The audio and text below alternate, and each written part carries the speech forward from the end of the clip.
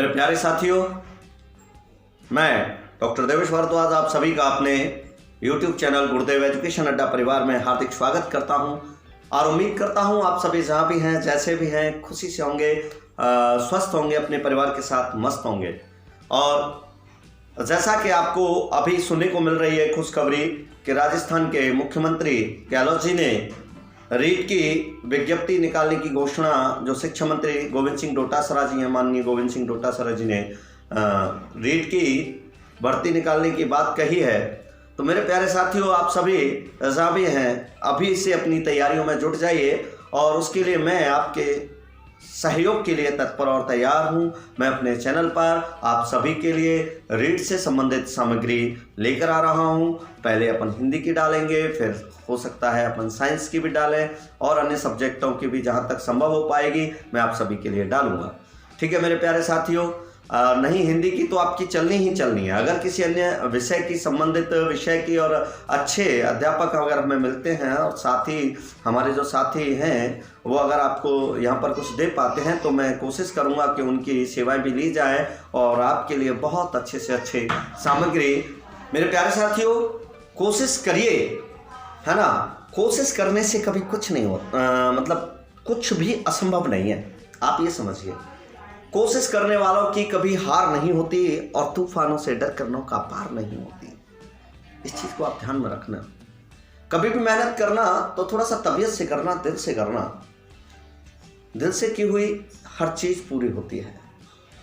जब भी करो दिल से करो, अपना तो एक मानना है, दिल से करो, पूरी एनर्जी के साथ करो, दिल से करो, है ना।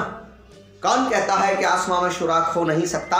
एक पत्थर तो तबीयत से उछालो यारो, एक पत्थर तो तबीयत से उछालो, पत्थर को तबीयत से उछालो। तो हम अब रीट की तैयारी में बहुत वक्त नहीं है और जो पहले जुट जाता है, पहले आओ पहले पाओ की नीति वाली बात है, तो जो पहले से इस तैयारी में जुट जाता है वही अपनी मंजिल को पाता है ना। जो जागे सो पाता है और जो सोता है सो खोता है।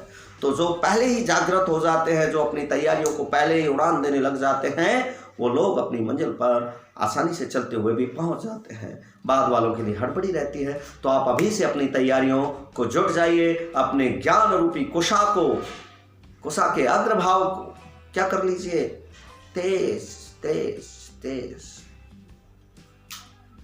फैला लीजिए। चलिए जुटिए। मैं आज की इस वीडियो में आपको बता दूं कि रीट हिंदी का जो सिलेबस है उसमें क्या है, चाहे वो लेवल फर्स्ट हो चाहे वो लेवल सेकंड हो। ठीक है, कई दिनों से आप लोगों की डिमांड चल रही थी कि सर शब्द शक्ति को छोड़िए, अब हमारे रीट के बारे में आप सोचिए, रीट का सिलेबस डालिए। तो आप सभी भाइयों के लिए, आप सभी साथियों के लिए मैं लेकर आया हूं अपना रीट का ये आज पहला वीडियो, जिसमें मैं केवल आप लोगों के लिए क्या बता रहा हूं, रीट का सिलेबस बता रहा हूं। मेरे प्यारे साथियों, रीट का हमारा जो सिलेबस है वो बहुत ज्यादा लेंथी नहीं है। हिंदी के 30 क्वेश्चन आएंगे। कितने क्वेश्चन आएंगे? हिंदी के 30 प्रश्न आएंगे और प्रत्येक प्रश्न 31 नंबर का होगा। ठीक है, प्रत्येक प्रश्न कितने का होगा? 1 अंक का होगा। फर्स्ट लैंग्वेज में, अगर आप इसको फर्स्ट लैंग्वेज में चुन रहे हैं तो आपके लिए क्या होगा, प्रत्येक प्रश्न 1 अंक का होगा। 30 प्रश्न पूछे जाएंगे इस विभाग से, और इस विभाग से जब 30 प्रश्न पूछे जाएंगे तो एक तो होगा आपका अपठित गद्यांश आएगा, एक आएगा गद्यांश। ठीक है, एक गद्यांश आएगा और इस गद्यांश में से आपसे प्रश्न पूछा जाएगा संज्ञा संबंधी, सर्वनाम संबंधी, उत्सर्ग, प्रत्यय, है ना, संधि, समास, ऐसे प्रश्न इसमें से पूछे जाएंगे। और एक पद्यांश आएगा, उसमें से भी आपसे क्या पूछा जाएगा, उसमें से उसके सौंदर्य संबंधी, वचन, काल, लिंग, ये सारी चीजें आपसे पूछी जा सकती हैं। तो कहने का मतलब है कि अगर हमें हमारे पाठ्यक्रम में क्या अध्ययन करना है, या अगर हमें देखना है, ठीक है ना, तो क्या क्या अध्ययन करना है, वाक्य विचार है। तो अगर हम बात करें तो हमें क्या क्या पढ़ना है, उसकी मैं यहाँ पर आपको ये एक अपठित गद्यांश है, एक अपठित पद्यांश आएगा। लेकिन हमें पढ़ना क्या है, अपठित गद्यांश और पद्यांश नहीं पढ़ना, उसमें से आपसे संधि पूछी जाएगी, समास पूछा जाएगा, अवसर प्रत्यय पूछे जाएंगे। तो हमारा क्या क्या टॉपिक बन रहा है पढ़ने के लिए, पाठ्यक्रम के अंतर्गत हमें क्या क्या अध्ययन करना है। क्योंकि मेन चीज होता है कि पढ़ना क्या है ये नहीं पता होता। हम पढ़ते तो बहुत है, लेकिन पढ़ना क्या है और पढ़ना कितना है ये नहीं पता होता। मेरे प्यारे साथियों, अगर हमें ये पता हो कि हमें पढ़ना क्या है और पढ़ना कितना है, तो बस हमारी मंजिल आधी आसान हो जाती है। जब तक हमको ये नहीं पता होता कि हमें क्या पढ़ना है और कितना पढ़ना है, तब हमारी मंजिल अधूरी रह जाती है। तो मेरे प्यारे साथियों, सबसे पहले हमें ये पता होना चाहिए कि हमें पढ़ना क्या है, फिर उसके बाद पढ़ना कितना है, और फिर उसके बाद बात आती है कि पढ़ना कैसे है। जिनको पढ़ना कैसे है ये आ गया, उनका बेटा पार हो गया। ठीक है, तो सबसे पहले हमारे पाठ्यक्रम का निर्धारण होना चाहिए। तो मैं आपको बता दूं, सबसे पहले हमें क्या क्या पढ़ना है। हमें पढ़ने हैं शब्द, शब्दों के कैसे, तत्सम, है ना, जिनको हम कहेंगे उत्पत्ति के आधार पर, तत्सम, तद्भव, देशज, विदेशज, संकर, ये 5 प्रकार होते हैं उत्पत्ति के आधार पर शब्दों के। ठीक है मेरे प्यारे साथियों, ये 5 प्रकार हमको पढ़ने पड़ेंगे उत्पत्ति के आधार पर। इसके अलावा शब्द और भी होते हैं, शब्दों के प्रकार। ये तो क्या है हमारे उत्पत्ति के आधार पर। ठीक है, उत्पत्ति के आधार पर, उत्पत्ति के आधार पर। दूसरा होता है व्युत्पत्ति के आधार पर, व्युत्पत्ति के आधार पर। इसमें कौन कौन से होते हैं बेटा, हमारे रूढ़ होते हैं नंबर 1, नंबर 2 यौगिक होते हैं, ठीक है, नंबर 3 योग रूढ़ होते हैं। इनका भी हमको अध्ययन करना है। ठीक है, ये भी हमें पढ़ने होंगे, यहीं पर शब्द पढ़ने होंगे हमको। ठीक है ना, और बहुत सारी चीजें अगर मैं इनको अंदर अंदर बताऊं, ये तो मैं आपको पाठ्यक्रम के अंदर वैसे बता रहा हूं। हमें शब्द पढ़ने हैं, इसके अलावा हमें क्या पढ़नी है प्यारे, संधि पढ़नी है। ठीक है, समास पढ़ने हैं, संधि विच्छेद, संधि के मतलब संधि, संधि विच्छेद, समास, समास विग्रह पढ़ने हैं हमको। ठीक है, और पद परिचय से संबंधित मामला आता है। आप इसको पद परिचय न ले जाकर हम क्या कह देंगे कि पदों के प्रकार, पद क्या है। ठीक है ना, तो इसके अंतर्गत आते हैं विकारी पद, परिचय करके, है ना, पद विचार कर लें आप, इसे क्या कर लें, पद विचार। तो विकारी और अविकारी, ये पद हमको पढ़ने पड़ेंगे। संज्ञा, सर्वनाम, विशेषण और क्रिया विकारी पदों के अंतर्गत पढ़ेंगे। अविकारी के अंतर्गत वो पढ़ेंगे क्रिया विशेषण, प्रक्रिया विशेषण, प्रविशेषण, संबंध बोधक अव्यय, समुच्चय बोधक अव्यय, वो सारे हम इसके अंतर्गत पढ़ेंगे। इसमें आदि बोधक अव्यय है ना। और इसके अतिरिक्त हमें क्या पढ़ना पड़ेगा, कारक पढ़ने पड़ेंगे। ठीक है, काल पढ़ना पड़ेगा। ठीक है, और क्या पढ़ना पड़ेगा, कारक पढ़ने पड़ेंगे, काल पढ़ने पड़ेंगे। और इसके अतिरिक्त हमें वाक्य विचार, वाक्य विचार के अंतर्गत क्या पढ़ना पड़ेगा, वाक्य के अंग और वाक्य के प्रकार, उद्देश्य विधेय, उनके बारे में। वाक्य के प्रमुख 2 अंग होते हैं, उद्देश्य और विधेय, उन्हें पढ़ना होगा, है ना।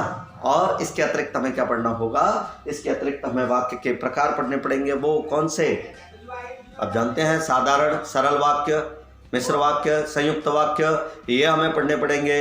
और इसके साथ हमें उनके अंतर्गत उपवाक्य किसे कहते हैं, उपवाक्य पढ़ने पड़ेंगे। उपवाक्य कितने प्रकार के होते हैं वो पढ़ने पड़ेंगे, है ना। तो आश्रित उपवाक्यों के अंतर्गत, है ना, संज्ञा उपवाक्य है, विशेषण उपवाक्य है, क्रिया विशेषण उपवाक्य है, उनके बारे में वो भी इसके अंतर्गत पढ़ना पड़ेगा। और क्या पढ़ना पड़ेगा, पदक्रम क्या होगा, वाक्य के अंतर्गत पदक्रम क्या होगा, है ना, कौन सी चीज़ कहाँ पर आती है, किस किस जगह पर उनका पद का क्रम क्या होता है, ये भी हमें पढ़ना पड़ेगा। और इसके अलावा हमको क्या पढ़ना पड़ेगा, उपसर्ग प्रत्यय पढ़ने पड़ेंगे। क्या पढ़ने पड़ेंगे, उपसर्ग और प्रत्यय पढ़ने पड़ेंगे। ठीक है, उपसर्ग और प्रत्यय पढ़ने पड़ेंगे। और क्या पढ़ना पड़ेगा हमें, उपसर्ग प्रत्ययों के अलावा हमें शब्द शुद्धि पढ़नी पड़ेगी भैया। क्या पढ़ना पड़ेगा, शब्द शुद्धि, शब्द शुद्धि पढ़नी पड़ेगी। और क्या पढ़ना पड़ेगा, वाक्य शुद्धि पढ़नी पड़ेगी। ये वाक्य शुद्धि इतना बड़ा टॉपिक है मेरे प्यारे साथियों है ना, कि इसी में सारी ग्रामर आ जाती है, आपकी सारी व्याकरण वाक्य शुद्धि के अंतर्गत आ जाती है। वाक्य शुद्धि पढ़नी पड़ेगी आपको। वाक्य शुद्धि के अंतर्गत क्या आ जाता है, शब्द शुद्धि भी आ जाता है ना, वचन से संबंधित अशुद्धि आ जाती है, कारक संबंधी अशुद्धि आ जाती है, संज्ञा संबंधी, संधि संबंधी, समाज संबंधी, उपसर्ग संबंधी, प्रत्यय संबंधी, जितनी वेलिंग संबंधी, तो सारी ये चीजें आपकी यहाँ पर आ जाती हैं। तो वाक्य शुद्धि के अंतर्गत आपकी ये ना सारी चीजें आ जाती हैं, ये हमें वाक्य शुद्धि के अंतर्गत पढ़ना पड़ेगा। इसके अलावा लोकोक्ति और मुहावरे पढ़ने पड़ेंगे। क्या पढ़ना पड़ेगा, लोकोक्ति और मुहावरे पढ़ने पड़ेंगे। लोकोक्ति और मुहावरे, लोकोक्ति और मुहावरे पढ़ने पड़ेंगे भैया। और क्या पढ़ने पड़ेगा, युग्म शब्द पढ़ने पड़ेंगे, जिन्हें हम युग्म शब्द पढ़ने पड़ेंगे। ठीक है, युग्म शब्द पढ़ने पड़ेंगे। इसके अतिरिक्त हमें क्या पढ़ना पड़ेगा, इसके अतिरिक्त हमें पर्यायवाची शब्द पढ़ने पड़ेंगे भैया। पर्यायवाची पढ़ने पड़ेंगे, पर्यायवाची पढ़ने पड़ेंगे। इसके अतिरिक्त हमें विलोम शब्द भी पढ़ने पड़ेंगे भैया। क्या क्या पढ़ना पड़ेगा, विलोम शब्द भी पढ़ने पड़ेंगे। इसके अलावा हमको युग्म शब्द हो गया, पर्यायवाची हो गया, विलोम हो गया। वाक्यांश के लिए एक शब्द पढ़ना पड़ेगा, वाक्यांश के लिए एक शब्द, वाक्यांश के लिए एक शब्द, वन वर्ड सब्स्टिट्यूशंस, एक शब्द। ठीक है, ये सारी चीज हमको पढ़नी पड़ेंगी भैया। ये सारी चीजें हमारे पाठ्यक्रम के अंतर्गत ये तो आएंगे 15 नंबर के आएंगे, और 15 नंबर के आएंगे आपकी शिक्षण विधियां, और उनका भी अध्ययन मैं आपको यहाँ पर कराऊंगा। तो मेरे प्यारे साथियों, आप तैयार हो जाइए। अगली वीडियो में मैं आप सभी के साथ पूरी ऊर्जा के साथ मैं आ रहा हूँ रीड का सिलेबस लेकर, और चुटकियों में आपको समझाते हैं बहुत ही शानदार तरीके से, केवल समझाने वाली विधि से, रटाने वाली विधि से नहीं। और हम लेकर आ रहे हैं हिंदी का पाठ्यक्रम, जिसमें आपको शिक्षण विधियां 15 अंक की भी कराई जाएंगी, और रीड का सिलेबस भी कराया जाएगा, और वो भी बिल्कुल मुफ्त, बिना किसी पैसे के। आप सभी की दुआओं का साथ चाहिए, बाकी हमें कुछ नहीं चाहिए। हम सभी आपकी सेवा के लिए तत्पर हैं, तैयार हैं, और बिल्कुल प्रामाणिक, बिल्कुल प्रामाणिक। आरपीएससी क्या मानता है वही पढ़ाया जाएगा यहाँ पर, है ना। बाकी लोगों की तरह उल्टा सीधा कुछ भी नहीं पढ़ाया जाएगा। मैं पहले भी लेके आया हूँ, मेरे चैनल का ये उद्देश्य है कि मैं आपको ऑथेंटिक पढ़ाऊँ, प्रामाणिक पढ़ाऊँ, है ना। वो नहीं जो किताबों में लिख रहा है या चल रहा है उल्टा सीधा, कहीं भी कुछ, किसी ने कुछ भी पढ़ा दिया किताबों को देखकर, कुछ नहीं। प्रामाणिक क्या माना जाएगा आरपीएससी में, वही पढ़ाया जाएगा, पूरे प्रामाणिक। इसकी मैं आपको घोषणा करता हूँ यहाँ पर। तो अगली वीडियो में मैं आप सभी के साथ जुड़ रहा हूँ मेरे प्यारे साथियों। मैं आप सभी के लिए लेकर आ रहा हूँ रीड का बहुत ही सुंदर प्रकरण। कहाँ से शुरू करते हैं हम देखते हैं कहाँ से शुरू करते हैं। सबसे शुरू करें, ये याद करने की चीज है। मैं आपको शुरू करूंगा मेरे प्यारे साथियों संधि से। संधि से हम अपना अगला प्रकरण शुरू करते हैं और छुट जाते हैं। तैयारी में रीड की परचम लहराने के लिए रहिए तैयार। इंतजार कर रही है नौकरी आपका। जो लोग तैयारी के लिए तत्पर हैं, उन रीड के सभी अभ्यर्थियों के लिए मैं डॉक्टर देवेश भारद्वाज ईश्वर से कामना करता हूं कि वो अपनी मेहनत के अनुसार सफल हों। बस तब तक के लिए, अगली वीडियो तक मैं आपसे लेता हूं विदा। वंदे मातरम, जय हिंद।